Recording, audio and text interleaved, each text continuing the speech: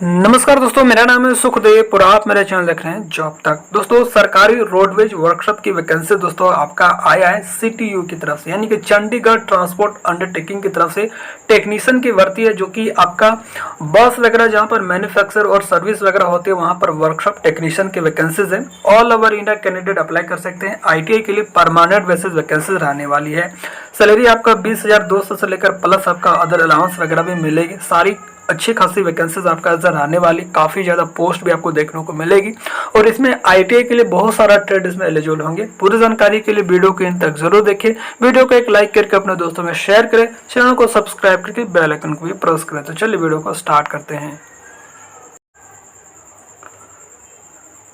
तो जैसे दोस्तों आप यहाँ पर देख सकते हो, ये इसकी ऑफिशियल नोटिफिकेशन है और ये जो रिक्वायरमेंट है दोस्तों आपका चंडीगढ़ ट्रांसपोर्ट अंडरटेकिंग की तरफ से वैकेंसीज दोस्तों आपका आया है। जॉब लोकेशन आपका चंडीगढ़ रहेगी, but all over India candidate जो है अप्लाई कर सकते हैं। इसमें जो रिक्वायरमेंट यहाँ पर देख सकते हो, requirement for the post of workshop staff in various categories group C. तो इसमें जो वर्कशॉप स्टाफ की वैकेंसीज है जो कि ग्रुप सी की वैकेंसीज रहने वाली है और इसमें जो है ओनली मेल कैंडिडेट ही अप्लाई कर सकते हैं, फीमेल कैंडिडेट इसमें अप्लाई नहीं कर पाएंगे। तो ये चीज़ आपको ध्यान देना है, ठीक है।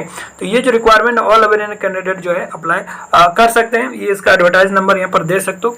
इंपॉर्टेंट डेट की बात करें तो ये जो फॉर्म है आपका 15 जून से स्टार्ट हो चुकी है 12 बजे से, और लास्ट डेट इसका फॉर्म भरने के लिए वो आपका 14 जुलाई तक है 12 बजे तक, ठीक है। और लास्ट डेट इसका पेमेंट वगैरह जो पे करने के लिए जो टाइमिंग है वो आपका 16 जुलाई तक दिया गया है। तो 15 जून से इसका फॉर्म स्टार्ट हो गई है, 14 जुलाई तक इसका फॉर्म भर सकते हैं, लास्ट डेट दिया गया है। और आपका पेमेंट वगैरह अगर फंस जाता है तो पेमेंट करने का भी लास्ट डेट उन्होंने 16 जुलाई तक दिया गया है। ये इसकी ऑफिशियल वेबसाइट है, आपका फॉर्म वगैरह भरेगा इसी वेबसाइट से, ठीक है।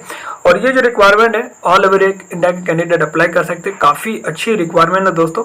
सभी पोस्ट के बारे में बात करेंगे, सभी के लिए सेपरेट अलग अलग वैकेंसीज, अलग अलग क्वालिफिकेशन भी उन्होंने दे रखा है। तो सभी पोस्ट के अपन डिटेल्स बात करेंगे, तो बिना स्किप के वीडियो को आपको एंड तक जरूर देखिएगा, ठीक है। टोटल नंबर ऑफ पोस्ट की बात करें तो इसमें जो है 68 पोस्ट आपका अजर रहने वाली, और ये सारी पोस्ट ITI कैंडिडेट के लिए रहेगी।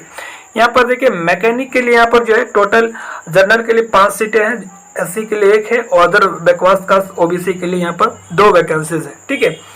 और इसके लिए मिनिमम क्वालिफिकेशंस की बात करें तो 10+2 होना चाहिए मैकेनिक के लिए, और साथ ही दोस्तों आपका मैकेनिकल ट्रेड से ITI होना चाहिए। मैकेनिकल ट्रेड में कोई भी ट्रेड जैसा ITI फिटर वगैरह हो गया, मशीनिस्ट वगैरह हो गया, टर्नर हो गया, मोटर मैकेनिक हो गया, डीजल मैकेनिक हो गया, तो ये सारे मैकेनिकल ट्रेड इसमें अप्लाई कर सकते हैं।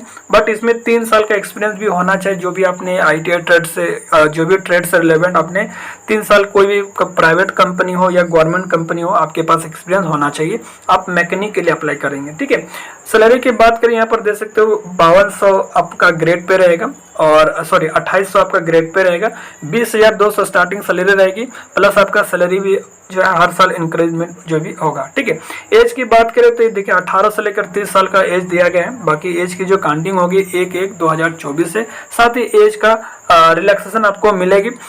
एज का रिलैक्सेशन आपको ओनली चंडीगढ़ कैंडिडेट्स को मिलेगा, बाकी आप अगर अदर स्टेट से तो आप जनरल में फाइट करेंगे, ठीक है। तो ये चीज़ को ध्यान देना है। उसके बाद इलेक्ट्रिशियन के लिए सीटें हैं, यहाँ पर जनरल के लिए 3 सीटें हैं और OBC के लिए 1 सीटें हैं। तो इलेक्ट्रिशियन से आपने अगर ITI किए तो इसके लिए अप्लाई करेंगे। इसके लिए 10th के साथ आपका ITI इलेक्ट्रिशियन से होना चाहिए, और साथ ही 3 साल का आपके पास एक्सपीरियंस होना चाहिए। और आपने अगर 5 साल का वर्किंग कोई भी ट्रेड से रिलेटेड है तो भी इसके लिए अप्लाई कर सकते हैं, ठीक है। तो आपने 10th पास किए और 5 साल का एक्सपीरियंस है इस रिलेवेंट फील्ड में तो भी अप्लाई कर सकते हैं, या आपने 10th पास ITI के इलेक्ट्रिशियन से और साथ ही 3 साल का एक्सपीरियंस है तो आप अप्लाई कर सकते हैं। सैलरी आपका सब जो है सबका सेम ही रखा गया है, ठीक है। उसके बाद कारपेंटर की यहाँ पर देखिए जनरल के लिए 4 सीटें हैं और अदर बैकवर्ड कास्ट यानी कि OBC के लिए यहाँ पर 1 वैकेंसीज है। और कारपेंटर के लिए भी 10th के साथ आपका ITI जो कारपेंटर ट्रेड से रहना चाहिए, और साथ ही 3 साल का एक्सपीरियंस है तो अप्लाई कर सकते हैं, या आपने सिंपल 10th पास करके रखे और 5 साल का आपके कारपेंटर से रिलेटेड एक्सपीरियंस है तो भी अप्लाई कर सकते हैं। सैलरी आपका सेम ही रहने वाली है, ठीक है। उसके बाद वेल्डर के लिए यहाँ पर 1 सीट है, 10th के साथ आपका वेल्डर होना चाहिए, या आपने 10th प्लस ITI किए हैं और 3 साल का एक्सपीरियंस है तो भी अप्लाई कर पाएंगे। या आपने कहीं वेल्डिंग वगैरह का काम आप जानते हैं और कोई कंपनी में आपके पास 5 साल का एक्सपीरियंस है तो भी आप अप्लाई कर सकते हैं। उसके बाद देखिए यहाँ फिटर के बहुत सारे वैकेंसी दोस्तों यहाँ पर जनरल के लिए 17 सीटें हैं, SC के लिए 5 है और OBC के लिए 8 सीटें है। तो फिटर का ठीक ठाक सीट है दोस्तों, ठीक है। और इसके लिए क्वालिफिकेशन जो रखा गया दोस्तों, EWS के लिए भी 3 सीटें यहाँ पर फिटर की रखी गई दोस्तों, यहाँ पर देख सकते हो। और इसके लिए 10th के साथ आपका ITI फिटर ट्रेड से रहना चाहिए और 3 साल का एक्सपीरियंस होना चाहिए।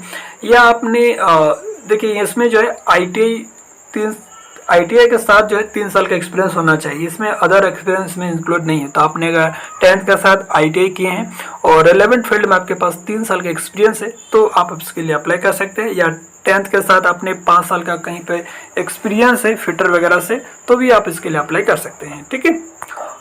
उसके बाद नेक्स्ट जो सीट है वो आपका असिस्टेंट फिटर की सीट है, इसमें भी फिटर ट्रेड वाले अप्लाई कर सकते हैं। 5 सीटें हैं जनरल के लिए, OBC के लिए 1 सीटें हैं और इसके लिए मिनिमम क्वालिफिकेशन 10th के साथ आपका ITI फिटर से रहना चाहिए और 3 साल का एक्सपीरियंस आपके पास रहना चाहिए, ठीक है। तो ये सारी चीज़ें दिया गया। फिर असिस्टेंट वेल्डर के लिए OBC जनरल के लिए 4 सीटें हैं और OBC के लिए 1 सीट है। इसमें भी 10th के साथ आपका ITI जो है वेल्डर ट्रेड से रहना चाहिए और 3 साल का एक्सपीरियंस भी आपको वेल्डिंग वगैरह होना चाहिए। उसके बाद असिस्टेंट कारपेंटर की 1 सीट है और 10th के साथ आपका ITI कारपेंटर से रहना चाहिए। उसके बाद देखिए यहाँ पर मैकेनिक की वैकेंसीज है जूनियर टेक्नीशियन पोस्ट के लिए और इसमें जनरल के लिए 2 सीटें हैं और इसके लिए क्वालिफिकेशन जो है आपका मैकेनिक से रहना चाहिए, यानी कि आपने मैकेनिक मोटर व्हीकल्स वगैरह से ITI किए हैं और आपके पास एक्सपीरियंस, इसमें देखिए एक्सपीरियंस नहीं मांगा गया दोस्तों। तो आपने अगर मोटर मैकेनिक ट्रेड से ITI किए हैं तो अप्लाई कर सकते हो, कोई भी एक्सपीरियंस नहीं मांग रखा है, ठीक है।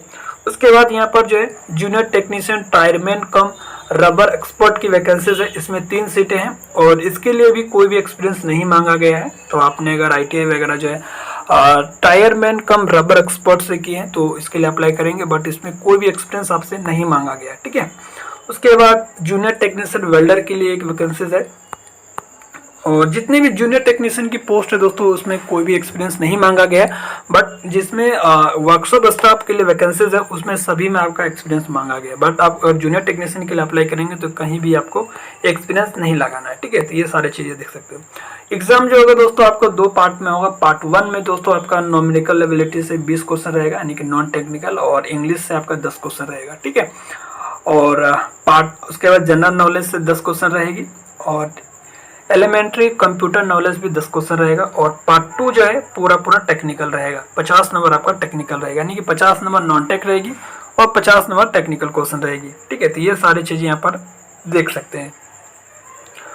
और यहाँ पर जैसे सिलेक्शन प्रोसेस की बात करें तो यहाँ पर देखिए 2, जैसे मैंने आपको पहले बताया, 2 पार्ट में एग्जाम होगा। पार्ट 1 में आपका नॉन टेक्निकल रहेगा और पार्ट 2 में आपका टेक्निकल रहेगा और दोनों 100 मार्क्स के रहेंगे मिला के, ठीक है।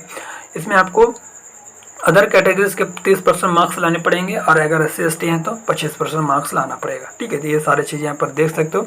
और इसमें कोई भी इंटरव्यू वगैरह नहीं होगा और वेटिंग लिस्ट भी वगैरह यहाँ पर आपको जो है निकाली जाएगी। तो जो कैंडिडेट अगर ज्वाइन नहीं करता तो वेटिंग लिस्ट को क्लियर करेगा। आप अगर SC हैं तो 5 साल का एज का रिलैक्सेशन मिलेगा और अदर बैककास्ट OBC वगैरह है तो 3 साल का, ठीक है। और इंडियन सिटीजन होना चाहिए दोस्तों, ये सारी चीज़ें आप देख सकते हो। और एक्स सर्विसमैन के लिए भी अलग से एज का रिलैक्सेशन मिलेगा। अब बात करते हैं इसका एप्लीकेशन फ़ी के बारे में। तो जनरल OBC ESM और जनरल DSM और जनरल के लिए यहाँ पर दोस्तों 800 रुपये एप्लीकेशन चार्ज रखा गया है। बाकी SC ST अदर कैटेगरीज के हैं तो आपको 500 रुपये पेमेंट करने पड़ेंगे, एप्लीकेशन चार्जेस रखा गया। आपको अप्लाई कैसे करना है यहाँ पर इसकी ऑफिशियल वेबसाइट है जिसका लिंक आपको वीडियो के डिस्क्रिप्शन बॉक्स में मेंशन कर दूंगा। ये सारी चीज़ें यहाँ पर देख सकते हो दोस्तों।